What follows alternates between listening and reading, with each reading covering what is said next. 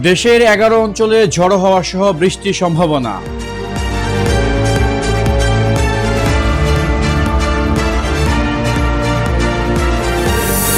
সোহাগ হত্যার ভিডিও আসা না পর্যন্ত সরকার কি করলো এমন প্রশ্ন রেখেছেন বিএনপির সহ আন্তর্জাতিক বিষয়ক সম্পাদক ব্যারিস্টার রুমিন ফারহানা।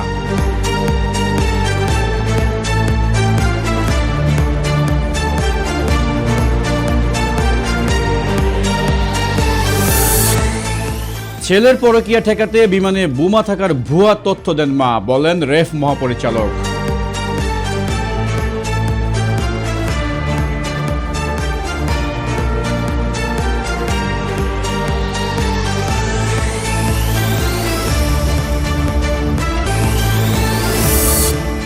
এয়ার ইন্ডিয়া বিমান বিধ্বস্তে 260 জনের মৃত্যু, প্রতিবেদনে চাঞ্চল্যকর তথ্য উঠে এসেছে।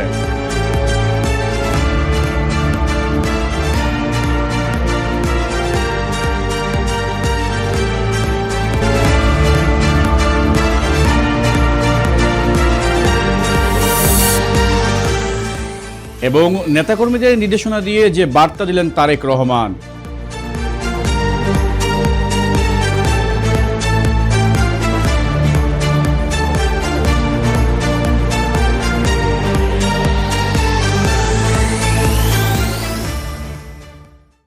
ঢাকা, খুলনা, চট্টগ্রাম সহ দেশের বেশ কয়েকটি অঞ্চলে বজ্রসহ বৃষ্টি এবং দমকা হওয়ার সম্ভাবনার কথা জানিয়েছে আবহাওয়া অধিদপ্তর।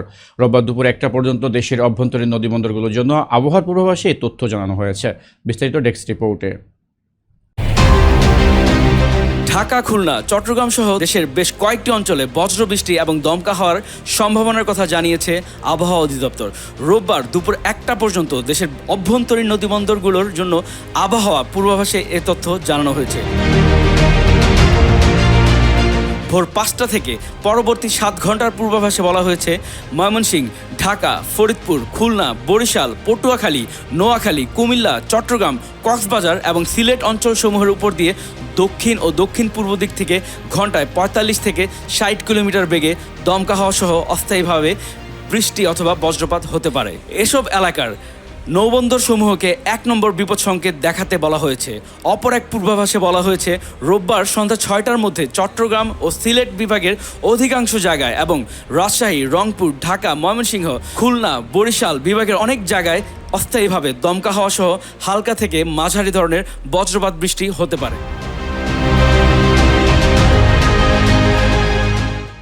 সেই সঙ্গে সারা দেশের কোথাও কোথাও মাঝারি ধরনের ভারী থেকে ভারী বর্ষণ হতে পারে। এছাড়া সারা দেশের দিনের তাপমাত্রা 1 থেকে 2 ডিগ্রি সেলসিয়াস কমতে পারে এবং রাতের তাপমাত্রা সামান্য কমতে পারে। সাগর খান, নিউজ 21, নিউজ ডেস্ক। পুরান ঢাকার ভাঙাড়ি ব্যবসায়ী সোহাগ হত্যার ভিডিও সামনে না আসা পর্যন্ত সরকার কি করলো এমন প্রশ্ন রেখেছেন বিএনপির সহ আন্তর্জাতিক বিষয়ক সম্পাদক ব্যারিস্টার রুমিন ফারহানা। বিস্তারিত ডেস্ক রিপোর্টে। পুরান ঢাকায় ভাঙাড়ির ব্যবসায়ী সোহাগ হত্যা ভিডিও সামনে না আসা পর্যন্ত সরকার কি করলো এমন প্রশ্ন রেখেছেন বিএনপির সহ আন্তর্জাতিক বিষয়ক সম্পাদক ব্যারিস্টার রুমিন ফারহানা। তিনি বলেন, সোহাগের হত্যাকাণ্ড নিয়ে অনেক কথা হচ্ছে। আমি যদি প্রশ্ন করি 100 মিটারের মধ্যে আনসার ক্যাম্প ছিল, তারা কি করলো? আমি যদি প্রশ্ন করি পুলিশ কি করলো? আমি যদি প্রশ্ন করি ভিডিও না আসা পর্যন্ত সরকার কি করলো? দে হ্যাভ টু আনসার ইট।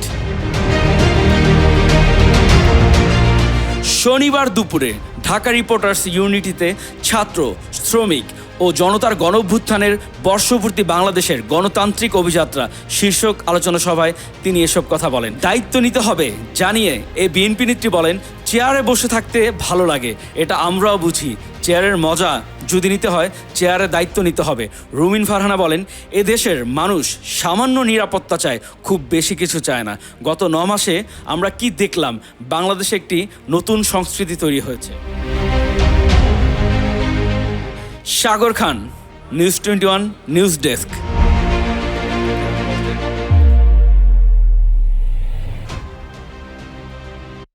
পরকীয়া প্রেমিকাকে সঙ্গে নিয়ে উড়োজাহাজে করে ছেলের কাঠমান্ডু যাওয়া আটকাতে বোমা থাকার ভুয়া তথ্য জানান ছেলেটির মা।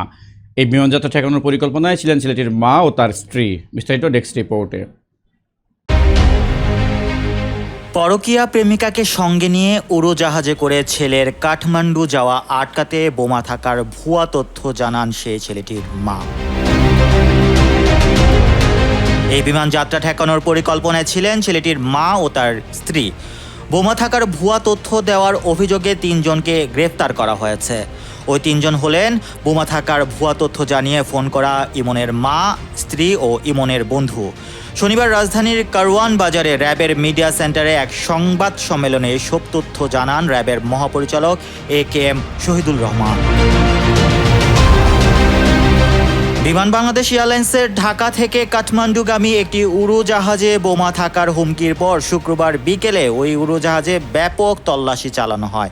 পরে উড়োজাহাজে কোনো বোমা পাওয়া যায়নি। উড়োজাহাজটি নিরাপদে কাঠমান্ডুর উদ্দেশ্যে ছেড়ে যায়। এ ব্যাপারে সংবাদ সম্মেলনে র্যাবের মহাপরিচালক বলেন, ইমন নামের এক ব্যক্তি পরকীয়া প্রেমিকের সঙ্গে বাংলাদেশের বিমানের একটি এয়ারলাইন্সে করে ঢাকা থেকে নেপালে যাচ্ছিলেন। Mohammad Rasel, news 21, news desk.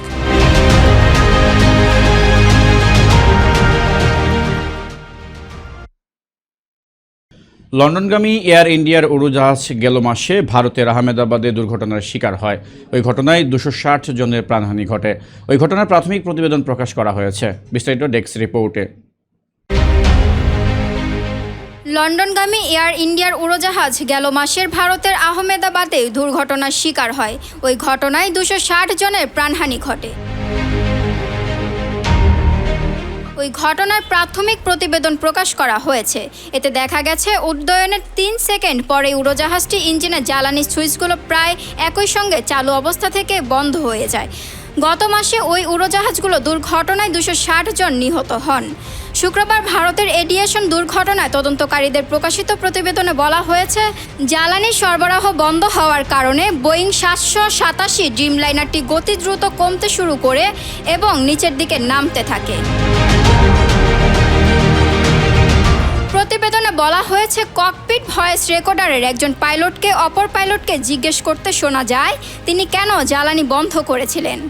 জবাবে অপর পাইলট বলেন তিনি জ্বালানি বন্ধ করেননি। এসব কথা ক্যাপ্টেন নাকি ফার্স্ট অফিসার বলেছিলেন, প্রতিবেদনে তা উল্লেখ করা হয়নি। এছাড়া দুর্ঘটনার আগে ঠিক কোনো পাইলট মেডে সংকেত পাঠিয়েছিলেন সেটিও স্পষ্ট করা হয়নি প্রতিবেদনে। লন্ডনগামী ফ্লাইটটি কিভাবে কাফ-অট অবস্থানে চলে গেল তাও বলা হয়নি। Sejuti Das, news 21, news desk. বিএনপির ভারপ্রাপ্ত চেয়ারম্যান তারেক রহমান বলেছেন, আইনের শাসন, মত প্রকাশ, সংবাদপত্র ও বিচার বিভাগের স্বাধীনতা নিশ্চিত করতে পারলেই দেড়যুগব্যাপী গণতান্ত্রিক আন্দোলনে শহীদদের আত্মদান সার্থক হবে। বিস্তারিত ডেস্ক রিপোর্টে। বিএনপির ভারপ্রাপ্ত চেয়ারম্যান তারেক রহমান বলেছেন, আইনের শাসন, মত প্রকাশ, সংবাদপত্র ও বিচার বিভাগের স্বাধীনতা নিশ্চিত করতে পারলেই দেড়যুগব্যাপী গণতান্ত্রিক আন্দোলনে শহীদদের আত্মদান সার্থক হবে। শনিবার বিএনপির 46তম প্রতিষ্ঠা বার্ষিকী উপলক্ষে গণমাধ্যমে পাঠানো এক বাণীতে এসব কথা বলেন তারেক রহমান। বাণীতে তিনি বলেন, আমাদের অঙ্গীকার হোক বাংলাদেশকে নিপীড়ন, নির্যাতন, সকল পৈশাচিকতা মুক্ত একটি দেশ হিসেবে গড়ে তোলা। দেশ জুড়ে যেন আর কখনোই গুম, গুপ্ত হত্যা, বিচার বহির্ভূত হত্যা, নারী ও শিশুদের উপর পৈশাচিকতা, সন্ত্রাস, চাঁদাবাজি, দুর্নীতি, টাকা পাচারের মতো ঘৃণ্য বিভীষিকার পুনরাবৃত্তি না হয়। দেশের স্বাধীনতা, সার্বভৌমত্ব রক্ষা ও বহুদলীয় গণতন্ত্রের ধারা আবারও পুনঃপ্রতিষ্ঠা করতেই এখন বিএনপির মূল লক্ষ্য।